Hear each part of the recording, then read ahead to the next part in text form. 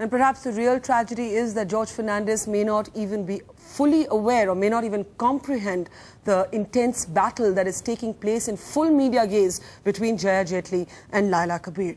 Let's now get into a conversation with the two women who are in the midst of the standoff about a man that both have cared deeply about. Jaya Jaitley, to you first. It must completely break your heart. We have known you as somebody who has been George Fernandes' companion. You've been close to him.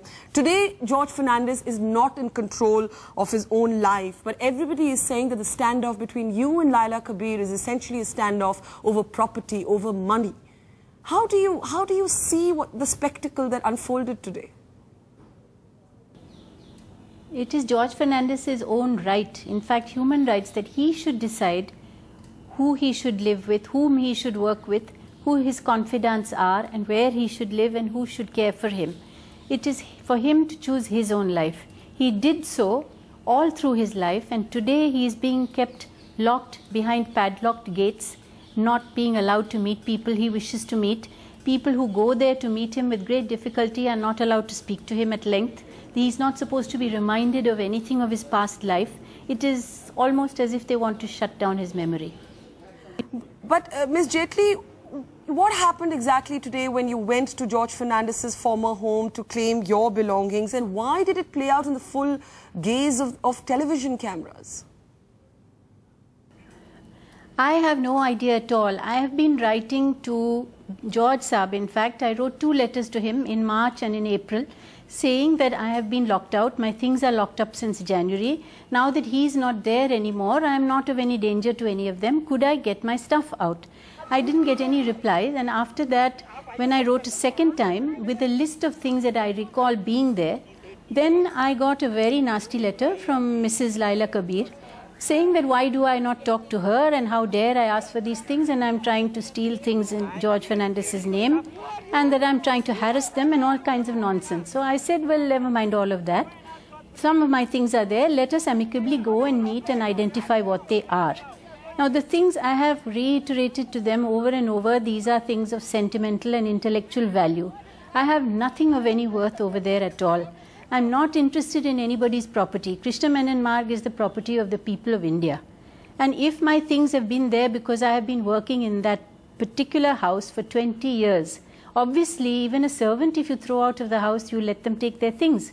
But my books, my papers, the reports that I have written, Gandhiji's books, Dr. Lohia's books, paintings that I have had done, handicrafts I've picked up from all over the world, books I have written, cartons of books which I have written, as well as books which I have collected, my dead mother's furniture, which I had kept there for George Saab to use so he wouldn't have to pay the PWD any rent. All that I just listed and said, could I have it? Finally, after a lot of letters back and forth, she agreed that I should inform the caretaker and go and get it. So I informed the caretaker and went today, and I found policemen with guns and lathis and women police and a whole lot of people gathered at the gate. I don't see why I needed to have the police greet me there. Fair enough, but can I ask you the larger sort of upsetting dimension of this entire quarrel? Many of this see it as a sordid sort of battle where 2 women are fighting over a man. Well, you know, I'm so sorry that people make this a women's fight. When men slug it out on the streets, they never say, oh, 2 men fighting. Women always makes it undermining the issue.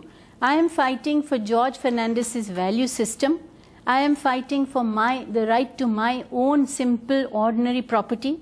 And I'm fighting for justice for the sake of a man who has fought for it for everybody else all his life. He had thrown his gates away when he was a minister. And today those same gates are shut and some thugs from behind the gate are telling me I can't enter.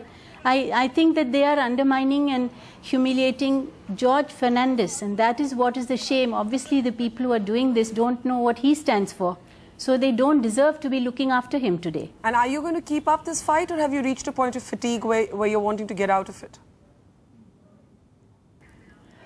I will never have enough, because George Fernandes told me, he said some fights may be never ending, but the thing to learn is never bending. And I'm going to fight for it as long as any one of us is alive, because what has been done is tragic and wrong. Tuba.com